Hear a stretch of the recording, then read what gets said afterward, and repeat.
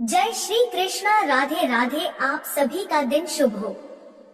इससे पहले का अध्याय सुनने के लिए और वीडियो को लाइक और कमेंट्स करने के लिए आप सभी का बहुत बहुत धन्यवाद।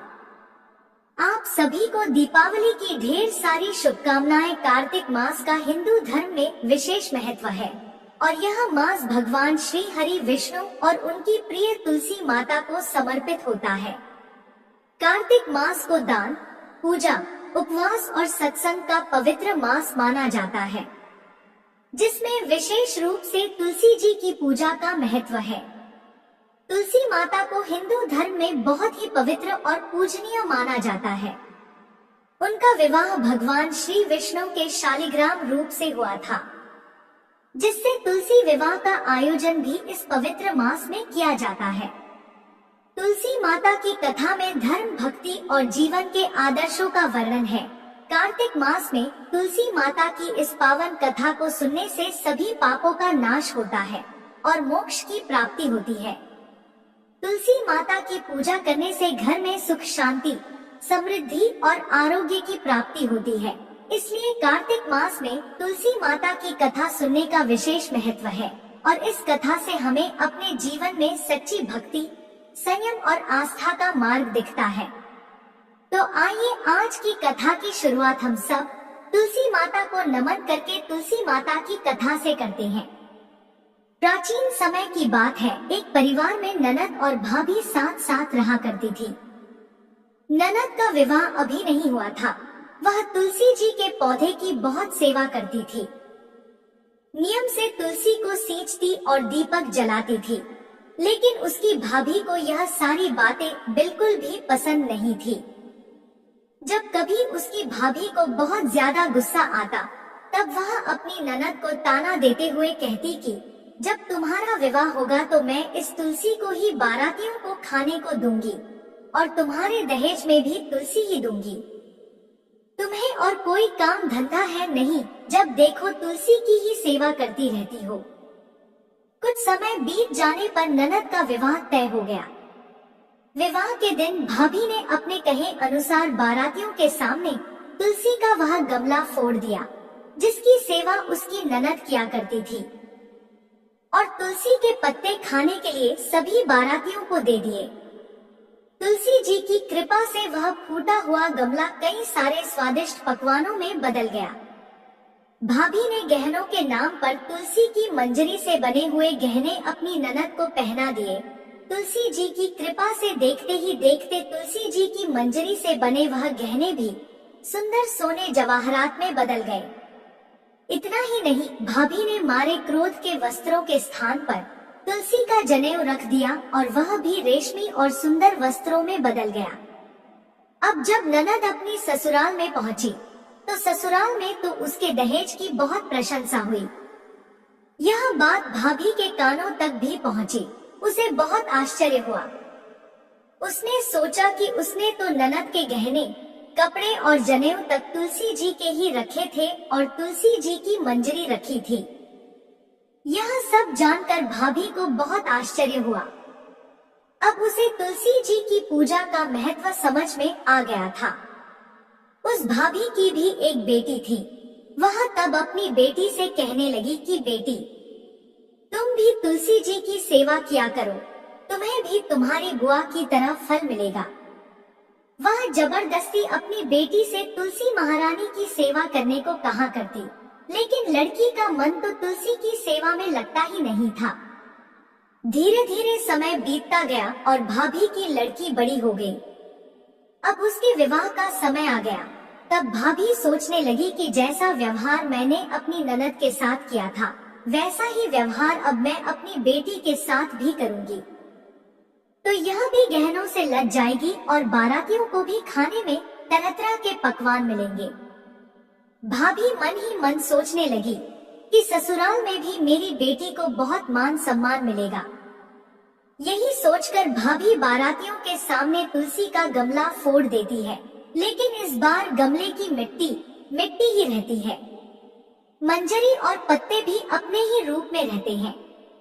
जनेऊ ने भी अपना रूप नहीं बदला और जब भाभी ने सभी बारातियों को खाने में तुलसी के पत्ते दिए तो यह देखकर सभी लोग और बाराती भी भाभी की बुराई करने लगे। भाभी ने लालच में आकर अपनी बेटी के दहेज में भी तुलसी के पत्ते और मंजरी आदि रख दिए थे। जब बेटी अपने ससुराल पहुंची तो वहां पर भी उसकी बुराई ही हुई। भाभी गुस्से के कारण कभी भी अपनी ननद को नहीं बुलाती थी। एक दिन भाई ने सोचा कि मेरी पत्नी तो मेरी बहन को बुलाती नहीं है, क्यों ना मैं ही अपनी बहन से मिलकर आऊं। यह सोचकर उसने अपनी पत्नी से कहा और कुछ उपहार अपनी बहन के लिए ले जाने की बात कही तो भाभी ने थैले में ज्वार भरकर कह दिया कि यह लो और कुछ नहीं है, तुम यही लेकर जाओ। तब भाई बहुत दुखी मन से अपनी बहन के पास चल दिया। रास्ते में वह सोचता रहा कि कोई भाई भला अपनी बहन के घर ज्वार कैसे लेकर जा सकता है। यही सोचकर वह एक गौशाला के पास रुक गया और ज्वार का वह थैला उसने एक गाय के सामने पलट दिया। तभी एक ग्वाले ने यह सब देख लिया। तब उस ग्वाले ने आकर उसके भाई से कहा कि अरे, आप गाय के सामने यह हीरे मोती और सोना क्यों डाल रहे हो? इसे तो घास डालनी होती है। तब भाई ने मुड़कर देखा तो वह हैरान रह गया। फिर भाई ने ग्वाले को सारी बात बताई और धन लेकर खुशी खुशी अपनी बहन के घर चल दिया। दोनों भाई बहन एक दूसरे को देखकर बहुत प्रसन्न हो गए। तब बहन ने तुलसी माता से सच्चे मन से प्रार्थना की कि उसकी भाभी को सद्बुद्धि प्राप्त हो जाए और तुलसी माता की कृपा से उनके घर में सुख समृद्धि और धन के भंडार भर जाएं। तब कुछ दिनों के बाद देखते ही देखते भाभी का मन बदल गया और वह अपनी ननद को बहुत मान सम्मान देने लगी और अब वह भी सच्चे मन से तुलसी जी की सेवा करने लगी। तुलसी माता की कृपा से उनके घर में सुख समृद्धि के भंडार भर गए। उनके घर में अब कलह क्लेश नहीं होता था और सभी सुख से रहने लगे। प्रेम से बोलिए तुलसी माता की जय। अब आइए सुनते हैं कार्तिक स्नान की कथा, जिसे सुनने से घर में सुख समृद्धि का वास होता है। एक बार एक बूढ़ी माई थी जो चातुर्मास में पुष्कर स्नान किया करती थी। उनका एक बेटा और बहू थी। एक दिन बूढ़ी माई ने अपनी बहू को फलाहार बनाने को कहा तो बहू ने खाली टिफिन ही रख दिया। बेटा माँ को पहुँचाने के लिए पुष्कर गया तो रास्ते में एक जगह पर बेटा माँ से बोला, माँ फलाहार कर लो। जहाँ पानी मिला वहीं पर वह बूढ़ी माई अपने बेटे के साथ फलाहार करने बैठ गई तो भगवान की कृपा से खाली टिफिन फलों से भर गया। माँ ने फलाहार कर लिया और बेटा पुष्कर में माँ के रहने के लिए झोपड़ी बनाकर वापस घर आ गया। रात में बूढ़ी माई के दरवाजे पर सावन मास आया और दरवाजा खटखटा कर बोला, बूढ़ माई दरवाजा खोल। तब बूढ़ी माई ने पूछा, आप कौन है? तो सावन मास ने कहा, मैं श्रावण मास हूँ। बूढ़ी माई ने तुरंत दरवाजा खोल दिया। बूढ़ी माई ने भगवान शिव और देवी पार्वती की पूजा अर्चना की, बेलपत्र से अभिषेक किया। जाते समय श्रावण मास ने बूढ़ी माई को खूब आशीर्वाद दिया और झोपड़ी की एक दीवार सोने की हो गई। इसके बाद भाद्रपद मास आया। उसने भी दरवाजा खोलने के लिए बूढ़ी माई से कहा। बूढ़ी माई ने दरवाजा खोला, सत्तू बनाकर कजरी तीज मनाई। भाद्रपद मास ने बूढ़ी माई को आशीर्वाद दिया और झोपड़ी की दूसरी दीवार भी सोने की हो गई। फिर आश्विन मास आया और उसने भी दरवाजा खटखटा कर खोलने को कहा। बूढ़ी माई ने दरवाजा खोला, पितरों का तर्पण कर ब्राह्मण भोज कराकर श्राद्ध किया। फिर नवरात्रि में माँ दुर्गा को अखंड ज्योति जलाकर प्रसन्न किया। सत्य की विजय दिवस के रूप में और बुराई के अंत की खुशी में दशहरा मनाया। आश्विन मास में जाते समय प्रसन्न होकर बूढ़ी माई की झोपड़ी की तीसरी दीवार भी बहुमूल्य हीरे रत्नों से जड़ दी और बूढ़ी माई को सदैव प्रसन्न रहने का आशीर्वाद दिया। इन सब के बाद कार्तिक मास आया। उसने भी बूढ़ी माई को दरवाजा खोलने को कहा। फिर क्या था, बूढ़ी माई ने दरवाजा खोला। अति प्रसन्न मन से कार्तिक स्नान किया, दीपदान कर दिवाली, गोवर्धन पूजा, भैया दूज, गोपाष्टमी, आंवला नवमी मनाई। कार्तिक कार्तिक मास ने जाते समय आशीर्वाद दिया और झोपड़ी के स्थान पर महल बन गया। बूढ़ी माई अब गरीबों की सेवा कर भजन कीर्तन में अपना समय बिताने लगी। कुछ समय बाद बेटा जब अपनी माँ को लेने आया तो माँ और झोपड़ी को पहचान नहीं सका। तत्पश्चात बेटा पड़ोस में जाकर पूछा। जब पड़ोसियों ने बताया तो बेटा माँ के चरणों में गिरकर बोला, माँ घर चलो, और सारे सामान के साथ वह अपनी माँ को घर लेवा लाया। सासू माँ के ठाट देखकर बहू के मन में लालच आ गया और उसने अपनी माँ को भी पुष्कर छोड़कर आने को कहा, तो उसका पति अपनी सास को भी पुष्कर में छोड़ आया। परंतु बहू की माँ की धर्म कर्म में बिल्कुल भी रुचि नहीं थी। वह तो 4 समय भोजन करती और दिन भर सोती। चारों मास उसके दरवाजे पर भी उसी तरह आए जैसे बूढ़ी माई के दरवाजे पर आए और चले गए। जाते समय झोपड़ी जो थी वह भी गिर गई और बहू की माँ पुण्य मिलने के बजाय गधी की योनि में चली गई, क्योंकि स्त्री लक्ष्मी जी का रूप है और लक्ष्मी जी की तरह चंचल होना चाहिए, निश्चल होना चाहिए, भगवान की पूजा और अतिथि का सम्मान तथा दान पुण्य करना चाहिए। कुछ समय बाद बहू ने अपने पति से कहा कि जाओ और माँ को लिवा लाओ। जब जवाई सास को लेने गया तो वह कहीं नहीं मिली। लोगों से पूछने पर लोगों ने बताया कि तेरी सास धर्म कर कुछ भी नहीं करती थी, बस खाती थी और सोती थी, जिससे वह गधी योनि में चली गई। जवाई ने देखा कि एक गधी वहां पर खड़ी हुई है, तो जवाई अपनी सास यानी उस गधी को बांधकर घर ले आया और उसकी पत्नी ने पूछा, मेरी माँ कहाँ है? तब पति ने कहा कि तुम्हारे लालच की वजह से तुम्हारी माँ गधी की योनि में आ गई है। बड़े बड़े विद्वानों, ब्राह्मण, ऋषि मुनियों से पूछने पर उन्होंने बताया कि तुम्हारी सास के स्नान किए पानी से स्नान करने पर उसे मनुष्य योनि मिलेगी। तब बहू ने ऐसा ही किया और उसकी माँ पुनः मनुष्य योनि में आ गई। हे राधा दामोदर, भगवान जैसा बुढ़िया माई को दिया वैसा सबको देना, कहता को सुनता को और हुंकारा भरते को सबको देना। अब सुनिए कार्तिक मास महात्म्य का आज का अध्याय। एक दिन महाराज पृथु ने नारद जी से पूछा, है देवर्षि नारद जी, समस्त गोपियों में राधा जी ही भगवान श्री कृष्ण को इतनी प्रिय क्यों है, तथा कार्तिक मास में भगवान कृष्ण के साथ उनकी ही पूजा क्यों होती है? नारद जी ने कहा, है राजन, पहले मनवंतर में पांचाल देश में प्राचीन विही नाम का एक राजा था। उसने विष्णु भगवान का एक अत्यंत सुंदर और विशाल मंदिर बनवाया। उसमें नित्य प्रति विधि विधान से भगवान का पूजन हुआ करता था।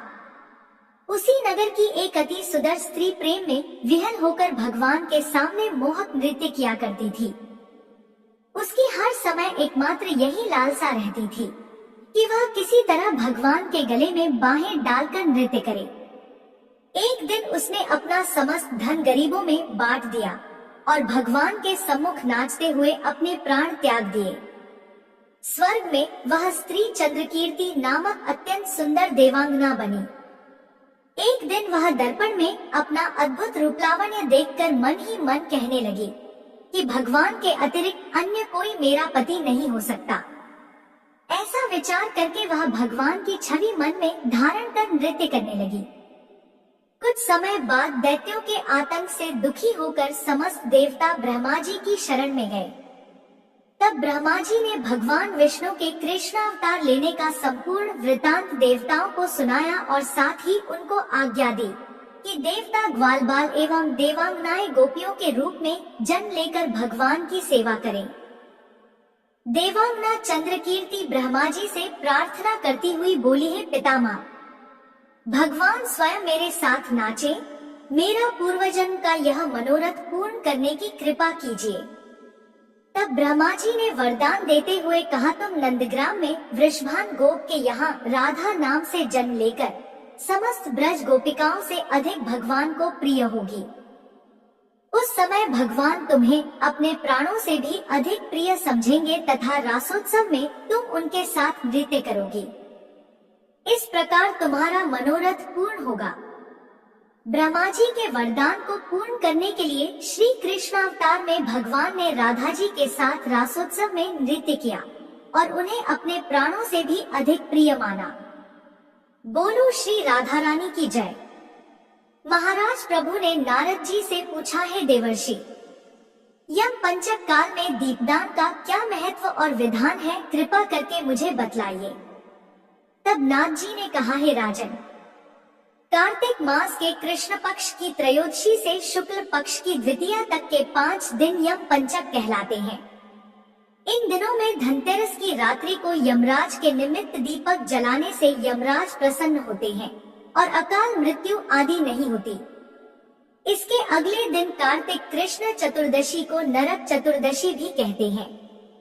इस दिन तिल का तेल, अपामार तथा दूर्वा आदि लगाकर स्नान करना चाहिए। स्नान के बाद दक्षिण की ओर मुख करके अपसव्य होकर जल में तिल मिलावे और 3-3 अंजुलि से यमाय, धर्मराजाय, मृत्युवे, अंतकाय, कालाय, सर्वभूतक्षयाय, औदुंबराय, दघनाय, परमेष्टिने, वृकोदराय, चित्राय, चित्रगुप्ताय इन नामों से यमराज को तर्पण करें। फिर सायंकाल ब्रह्मा, विष्णु, शिव तथा दुर्गा के मंदिरों में तथा वृक्ष, सभा, गौशाला, बगीचा, नदी, तालाब, कुआं, बावड़ी, गली, चौरास्ता, खेत, श्मशान आदि में दीपक जलावे और रात्रि को श्री लक्ष्मी जी की पूजा करे। यदि शस्त्र से किसी की मृत्यु हुई हो तो उसके निमित्त भी चतुर्दशी को दीप दान करना चाहिए, इससे अक्षय पुण्यफल प्राप्त होता है। इसके बाद कन्या, ब्रह्मचारी तथा तपस्वियों को भोजन करावे, इससे यमलोक न जाकर शिवलोक की प्राप्ति होती है। कार्तिक की अमावस्या अर्थात दीपावली के दिन भी स्नानादि से निवृत्त होकर पितरों का पूजन व श्राद्ध करके ब्राह्मणों को भोजन करावे। फिर सायंकाल घर, तुलसी के समीप, देव स्थान, शमशान, नदी, पर्वत, चौरास्ता तथा गौशाला में दीपक जलावे। तत्पश्चात लक्ष्मी जी की स्तुति करके उनको जगावे। जिस प्रकार पतिव्रता स्त्री अपने पति से पहले जागती है, उसी प्रकार लक्ष्मी जी भी भगवान से 12 दिन पहले जागती है। अमावस्या को दिन में बालक, वृद्ध तथा रोगियों को छोड़कर अन्य कोई भोजन न करे। सायंकाल लक्ष्मी जी का पूजन करने के बाद ही भोजन करे। घर को फूलमाला आदि से सजाकर सारे घर में दीपमाला करे। घर के सभी स्त्री पुरुष नवीन वस्त्र धारण करें और समस्त रात्रि लक्ष्मी जी के समक्ष नृत्य गीतादि करके हर्षोल्लास से व्यतीत करें। घर में समस्त रात्रि दीपक जलाना चाहिए। उस रात्रि को लक्ष्मी जी सब घरों में घूमती हैं और जो घर अधिक सुंदर तथा रमणीक होता है उसमें दीर्घकाल तक निवास करती हैं। एक प्रहर रात्रि शेष रहने पर दारिद्र्य रूप अर्थात घर का कूड़ा करकट सूप या पुराने पंखे पर रखकर बाहर फेंक देना चाहिए। ऐसा करने से वह घर धन्य धान्य से परिपूर्ण रहता है। दीपावली के अगले दिन गोबर का गोवर्धन बनाकर बंधु बांधवों सहित गोवर्धन पूजन करें तथा ब्राह्मणों को भोजन करावे। स्वयं भी नवीन अन्न का भोजन करें। भगवान श्री कृष्ण ने इंद्र का मान मर्दन करके गोवर्धन पर्वत की पूजा इसी दिन की थी। सायंकाल के समय गौ तथा वृषभ अर्थात बैल की पूजा करें तथा अपने परिवार के भरण पोषण व रक्षा के लिए उनसे प्रार्थना करें। इसी दिन सायंकाल के समय बलि तथा उसकी पत्नी विंध्यावली की मूर्ति बनाकर पूजन तथा दानादि क्रियाएं करने से परिवार सुखी तथा समृद्ध रहता है। इसके आगे का वृतांत आप सभी आने वाले अध्याय में सुनिएगा। जय श्री कृष्णा, राधे राधे। अगर वीडियो पसंद आई तो हमारे चैनल को सब्सक्राइब करें। धन्यवाद।